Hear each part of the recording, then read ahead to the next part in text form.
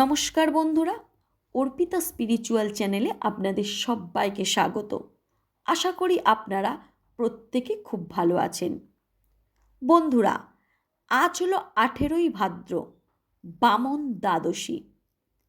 সারা দেশ জুড়ে আজ পার্শ্ব একাদশীর পরের দিন অর্থাৎ আজ বামন দ্বাদশী পালিত হচ্ছে। কিন্তু এই বামন দ্বাদশী কী? আমরা সবাই কম বেশি শুনেছি যে ভগবান বিষ্ণুর 10 অবতারের মধ্যে বামন অবতার একটি গুরুত্বপূর্ণ। কিন্তু আপনারা কি অনেকেই জানেন যে ভগবান বিষ্ণু এই বামন অবতার কেন ধারণ করেছিলেন? তাহলে চলুন শুরু করা যাক আজকের সেই কাহিনী। ভক্তরাজ প্রহ্লাদের পৌত্র মহাদানবীর রাজা বলি ছিলেন মহাশক্তিশালী। তিনি ছিলেন তার পিতামহ প্রহ্লাদের মতো অনন্য বিষ্ণু ভক্ত, পিতা বিরোচনের মতো অত্যন্ত দানশীল, আর বীরত্বে তিনি হিরণ্যকশ্যপকেও টক্কর দিতে পারতেন। সর্বদা তিনি গুরু শুক্রাচার্যের সেবায় নিজেকে নিবেদিত রাখতেন। একদা গুরু শুক্রাচার্যের প্রেরণায় বলি রাজা মহাযজ্ঞ বিশ্বজিৎ যজ্ঞ সম্পন্ন করেন। সেই যজ্ঞের ফলে তিনি দেবতাদের স্বর্গ, মর্ত্য ও পাতাল ত্রিভুবনের অধিকারী হয়ে ওঠেন। এদিকে দেবতারা স্বর্গচ্যুত হয়ে দুঃখ ভারে ক্লান্ত হলে তাদের মাতা অদিতি স্বামী মহর্ষি কাশ্যপের শরণ নেন। অদিতির ব্যাকুল আর্তি শুনে মহর্ষি কাশ্যপ বলেন, হে দেবমাতা, এই দুঃসময়ে ভগবান মধুসূদন ছাড়া আর কারো আশ্রয় নেই। তাকে সন্তুষ্ট করার জন্য তুমি পয়ব্রত পালন করো। মাতৃ হৃদয়ের ব্যাকুল ভক্তি নিয়ে দেবমাতা অদিতি পালন করলেন পয়ব্রত। ব্রত শেষে হঠাৎ তার সম্মুখে প্রকাশিত হলেন চতুর্ভুজ শঙ্খ চক্র গদা পদ্মধারী শ্রী ভগবান নারায়ণ। শ্রী নারায়ণের দর্শন পেয়ে আপ্লুত হলেন দেবমাতা অদিতি। মাতৃসুলভ স্নেহে আপ্লুত হয়ে অদিতি যখন ভগবানকে নিজের সন্তান রূপে পাওয়ার আশঙ্কা প্রকাশ করলেন, তিনি বললেন, হে প্রভু, আমি আদিত্যগণকে জন্ম দান করেছি, কিন্তু স্বয়ং ভগবানকে জন্মদান করার সুখ আমি এখনো লাভ করতে পারিনি। এদিকে বলি রাজার প্রচণ্ড পরাক্রমের ফলে আমার সন্তানেরা আশ্রয়হীন হয়ে পড়েছে। প্রভু, আপনি এই মাতৃ হৃদয়ের পীড়াকে প্রশান্ত করুন। আমি আপনাকে আমার সন্তান হিসাবে প্রাপ্ত করতে চাই। সেই সাথে আপনার মাধ্যমে আমি আমার অন্যান্য সন্তানদেরকেও রক্ষা করতে চাই রাজা বলির হাত থেকে। সর্বহৃদয়ের অধিপতি করুণাময় শ্রী ভগবান মৃদু হাস্য করে বললেন, হে মাতো, আমি প্রতি আপনার মাতৃসুলভ স্নেহে অত্যন্ত আপ্লুত হয়েছি। আমি শীঘ্রই আপনার গর্ভে জন্ম নেব, আপনার মাতৃস্নেহের স্বাদ নেব, আপনার সন্তানদের রক্ষা করব, আর দানবরাজ বলির গর্ব ভঙ্গ করব। এভাবে ভাদ্র মাসের শুক্লা দ্বাদশীতে শ্রী ভগবান অপূর্ব বামন বেশে আবির্ভূত হলেন মাতা অদিতির পুত্ররূপে। ক্ষুদ্র অথচ দীপ্তিময় সেই ব্রাহ্মণ বালককে দর্শনে অভিভূত হলেন মুনি ঋষিরা। স্বয়ং দেবগুরু বৃহস্পতি তার উপনয়ন সম্পন্ন করলেন। দেবতারা তাকে দান ও অলঙ্কারে ভূষিত করলেন। এরপর নিয়ম অনুসারে ভিক্ষার জন্য বেরিয়ে পড়লেন সেই ব্রাহ্মণ বালক, হাতে তার ছত্র ও কমণ্ডলু। কিছুকাল পরে বামনদেব পৌঁছালেন নর্মদার তীরে ভৃগু কচ্ছক্ষেত্রে। সেখানে বলি রাজা তার মহাযজ্ঞে ব্যস্ত। সেখানে খর্বাকায় বামনদেবের উপস্থিতিতে যজ্ঞশালায় উপস্থিত সকলেই তার অপূর্ব জ্যোতির্ময় রূপ দেখে সবাই মুগ্ধ হয়ে গেল। রাজা বলি নিজে উঠে দাঁড়িয়ে ভক্তি ভরে তার শ্রীচরণ বন্দনা করলেন। পূজা শেষে বলি রাজা বললেন, হে ব্রাহ্মণ কুমার, আমাকে বলো তুমি কি চাও, আমি তোমাকে তোমার অভীষ্ট অবশ্যই দান করব।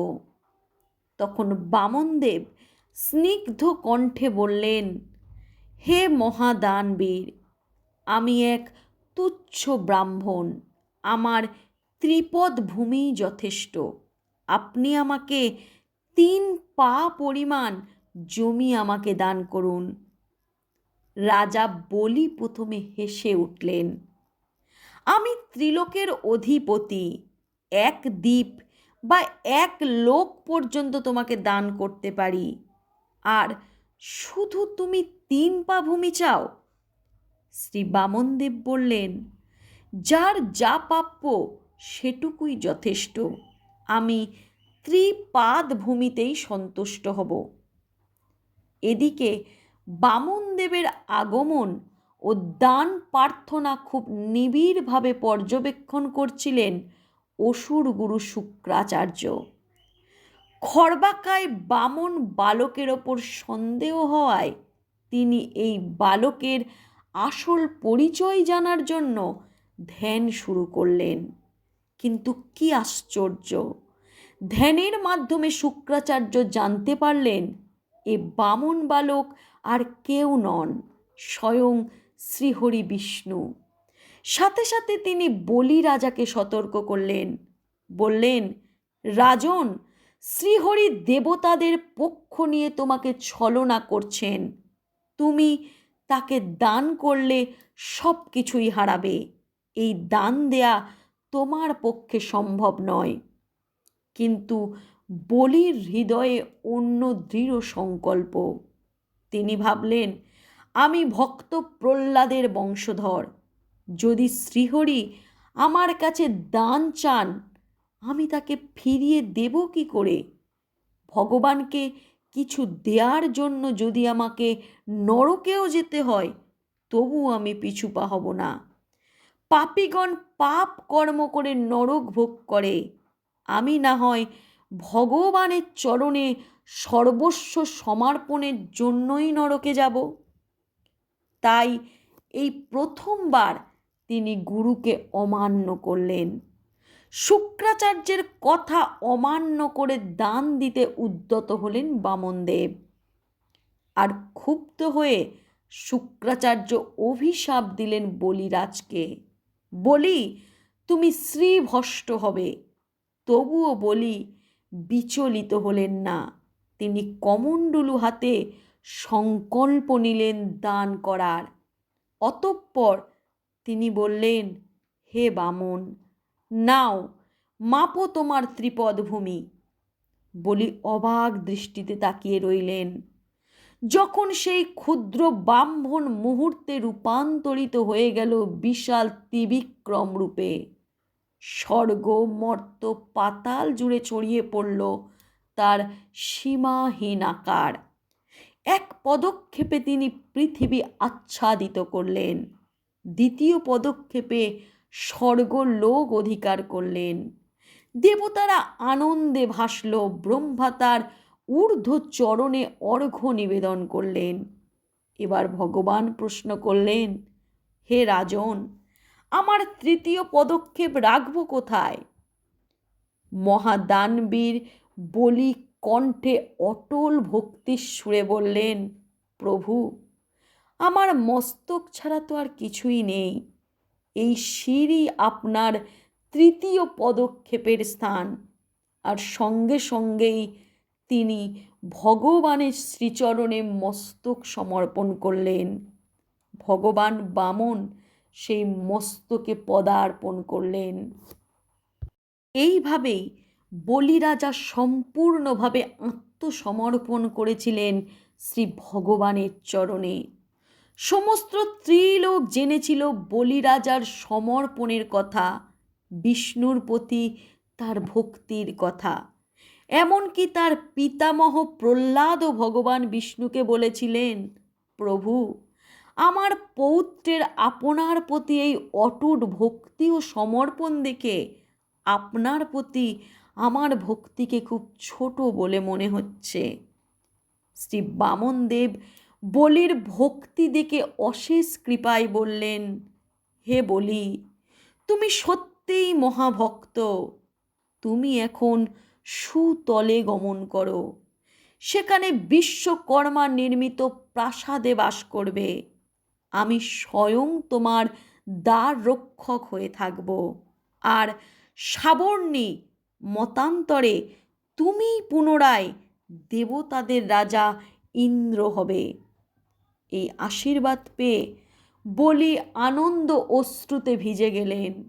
তিনি সানন্দে তার পিতামহ প্রহ্লাদের সাথে সুতলে গমন করলেন। অন্যদিকে শ্রী বামনদেব দেবতাদের স্বর্গরাজ্য ফিরিয়ে দিয়ে দেবমাতার অদিতির অভিলাষ পূর্ণ করলেন। এইভাবে ভগবান শ্রীবিষ্ণু বলিরাজ কাছ থেকে স্বর্গরাজ্য দেবতাদের ফিরিয়ে দিয়েছিলেন। আর এই ঘটনা ঘটেছিল ভাদ্র মাসে বামন দ্বাদশীর দিনে। বামনদেবের এই কাহিনীর মূল কথা হচ্ছে, বামনদেবের 3টি পা অর্থাৎ ত্রিপদের অর্থ আসলে ভক্তদের দেহ, মন আর ধন। এগুলো ভগবানের সেবায় যদি সমর্পণ করতে পারলে মানুষ সত্যিই মুক্ত হয়ে ওঠে। তাই আসুন আনন্দ চিত্তে গেয়ে উঠি, জয় বামন ভগবানের জয়, জয় ভক্ত প্রতিপালক শ্রী হরি বিষ্ণুর জয়। তো বন্ধুরা, আপনারা আজকের এই কাহিনী থেকে জানতে পারলেন বামন দ্বাদশীর মূল কাহিনী, ব্রতকথা। আমার এই ভিডিওটি কেমন লাগলো অবশ্যই আপনারা কমেন্ট করে আপনাদের মতামত জানাবেন। আর যারা নতুন তারা আমার চ্যানেলটিকে সাবস্ক্রাইব করে আমার পাশে থাকবেন। আজকের ভিডিও এই পর্যন্ত। নমস্কার। জয় শ্রী বিষ্ণু।